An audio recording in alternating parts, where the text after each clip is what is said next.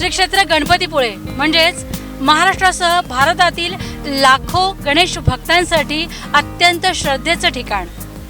दरवर्षी लाखो पर्यटक आणि भक्तगण गणपतीपुळे येथे भेट देण्यासाठी येत असतात। आज अंगारकी संकष्टी निमित्त गणपतीपुळे येथे हजारो भाविकांची मांदियाळी जमलेली आपल्याला दिसते। दरवर्षी अंगारक संकष्टी ही वर्षातून किमान 2दा येते। प्रत्येक महिन्याच्या संकष्टीला गणपतीपुळे येथे भाविक जमतातच, पण आजच्या अंगारक योगासाठी हा पवित्र योग गाठण्यासाठी विशेष करून भाविकांची जास्त गर्दी आज इथे झालेली दिसते।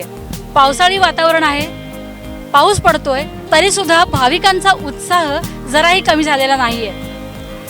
रत्नागिरीतील अतिशय सुप्रसिद्ध असं हे पर्यटन स्थळ गणपतीपुळे येथला समुद्र किनारा पर्यटकांना नेहमीच आकर्षित करणारा ठरतो। त्यामुळे आज पाऊस असून सुद्धा या वर्षा ऋतूसह समुद्र स्नानाचा आनंद भाविक घेताना दिसत आहेत। आज इथे येणाऱ्या भाविकांसाठी त्यांच्या सुरक्षेसाठी प्रशासनाने खबरदारी घेतलेली आहे। इथे समुद्र किनाऱ्यावर 15हून अधिक लाईफ सेवर तैनात केलेले आहेत।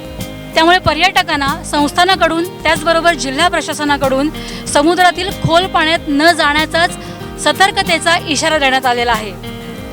पर्यटकांनी सुद्धा या तीर्थक्षेत्राचं पावित्र्य जपत आपल्या सुरक्षेची काळजी घेणं अत्यंत गरजेचं आहे।